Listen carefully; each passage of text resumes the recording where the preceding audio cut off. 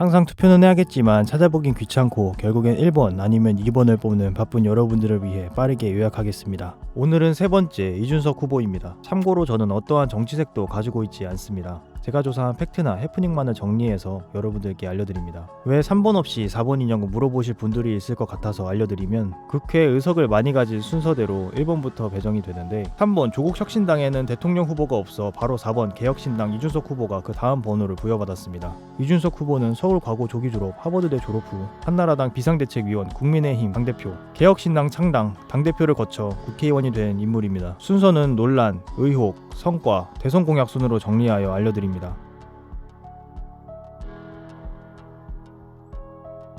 2021년 12월 유튜브 채널 가로세로 연구소는 이준석 의원이 2013년 기업인 김성진 아이카이스트 대표로부터 성접대를 받았다고 주장했습니다. 이에 이준석 의원은 가세연을 명예훼손 혐의로 고소했으나 무고 혐의로 역고발당했습니다. 검찰은 이준석 의원의 성상납 의혹에 대해서도 혐의 없음으로 불기소 처분을 내렸습니다. 그 이유는 자신의 수행원 장모 씨로부터 들었다고 진술했으나 당시는 성매매 일시와 장소에 대해 여러 차례 진술을 번복하였습니다. 첫 번째, 성상납이 있었다고 주장한 김성진 아이카이스트 대표는 예를 들어 2013년 8월 15일 A호텔에서 성매매가 있었다고 진술했다가 해당 호텔의 숙박 명부에 예약 내역이 없자 장소를 변경하는 등 진술이 일관되지 않았습니다. 두 번째, 접대 여성으로 지목된 인물은 이준석 전 대표와 동석하거나 성관계를 가진 사실이 없다고 진술하였으며, 해당 여성이 일한 주점의 실장도 이준석 전 대표가 주점을 방문한 사실은 있으나 여성 동석을 거부했고 성매매도 없었다고 진술하였습니다. 세 번째, 장 씨는 폐쇄회로 CCTV 영상이나 사진 등 객관적인 증거가 있는 것처럼 언급했지만 수사 결과 그러한 증거는 존재하지 않았습니다. 네 번째, 성접대 일자, 장소, 접대 여성, 이동 경로 등 구체적인 정황에 대한 참고인들의 진술이 서로 모순되었으며, 이러한 점들을 종합적으로 고려하여 검찰은 성상납 의혹에 혐의가 없다고 판단하였습니다. 검찰은 가세연의 무고에 대한 처벌도 진행하지 않았습니다. 명예훼손죄의 성립 요건 중 허위사실 파악이 어렵기 때문입니다. 혐의를 입증할 증거가 부족하다는 얘기지 범죄를 저지르지 않았다는 얘기는 아닙니다. 이준석 대표가 성상납을 하지 않았다는 증거가 없기 때문에 가세연 측도 처벌할 수 없다는 이야기입니다. 이 사건은 결국 법적으로 공소시효가 끝났기 때문에 불송치 결정이 내려졌습니다. 따라서 최종 결론은 증거 불충분 무혐의가 아닌 공소권 없음 불송치로 결론이 났습니다. 다시 한번 말하지만 증거 부족으로 인한 무죄가 아니라 공소시효가 끝났으니 수사 종결입니다.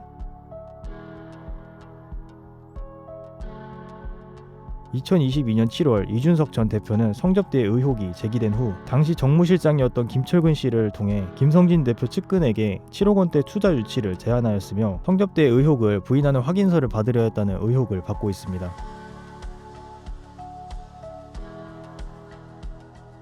이준석 전 대표는 성상납 의혹을 제기한 가로세로 연구소 측을 허위사실 유포로 고소하였습니다. 경찰은 이 전 대표의 고소가 무고에 해당한다고 판단하여 2023년 1월 무고 혐의로 검찰에 송치하였습니다. 검찰은 현재 무고 혐의에 대한 수사를 진행 중이며 이준석 전 대표의 고소가 허위사실에 기반한 것인지 여부를 조사하고 있습니다. 가정이 어려운 학생들도 동일하게 교육의 기회를 얻을 수 있도록 비영리 단체인 배우는 사람들을 설립했습니다. 중학교 1학년 2학기 때부터 3학년 1학기까지의 학생들을 중심으로 수학 교육을 진행했습니다. 배움을 나누는 사람들의 활동은 사회적으로 큰 반향을 일으켰으며, 박근혜 당시 의원이 교육시설을 방문하여 이준석과 면담을 가졌고, 이는 그가 새누리당 비상대책위원으로 영입되는 계기가 되었습니다. 당 대변인을 선발하는 나는 국대다 토론 배틀을 통해 564명의 지원자 중 4명을 선발하는 등 공개 경쟁을 통한 인재 발굴 방식을 도입했습니다. 이준석 후보자는 정치인들도 일정한 자격을 갖추어야 한다는 취지에서 국민의힘 적성검사 제도를 도입했습니다. 정치인들의 기본 소양 부족에 대한 문제를 지적해왔습니다. 이 시험은 지방선거에 출마하려는 후보자들의 기본 소양과 역량을 평가하기 위한 것으로 정당법, 지방자치법, 정치자금법, 당헌, 당규 등의 내용을 포함하고 있습니다. 특히 비례대표 후보자들에게는 이 시험을 의무화하여 일정 등급 이상을 받아야 공천 신청이 가능하도록 했습니다.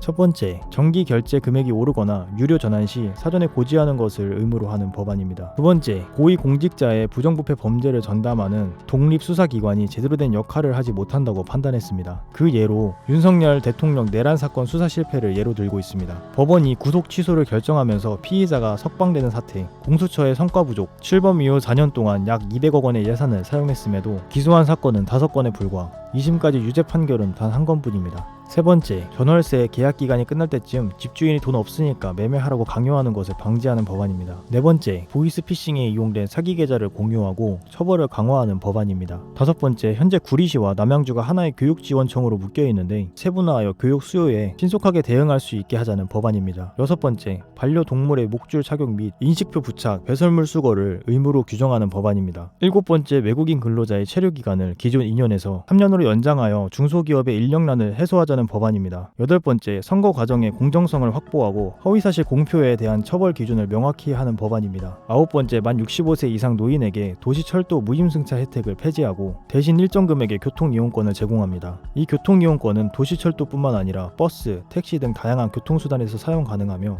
이용권 소진 후에는 할인된 요금으로 대중교통을 이용할 수 있도록 하는 법안입니다. 마지막으로 제 생각을 간단히 요약하겠습니다. 이준석 후보의 가장 큰 장점은 탁월한 언변과 시대의 흐름을 빠르게 읽고 대응하는 능력이라고 생각합니다. 임대차 문제나 반려동물 정책처럼 국민이 체감하는 이슈를 신속히 포착해 입법으로 연결하는 점은 인상적입니다. 공정성과 능력주의 역시 우리는 너무도 당연한 것들을 해오지 않았던 것 같습니다. 하지만 이준석 후보는 도지사, 시장과 같은 본인이 주체적으로 이끌어야 할 경력이 상대적으로 적습니다. 그에 따라 부족한 정책 성과, 경험, 그리고 지혜는 젊음의 패기로는 채우기 어려운 큰 한계이지 않나 생각이 듭니다. 우리는 소문이 아닌 팩트를 바탕으로 소중한 한 표를 행사해야 된다고 생각합니다. 긴 영상 시청해주셔서 감사합니다.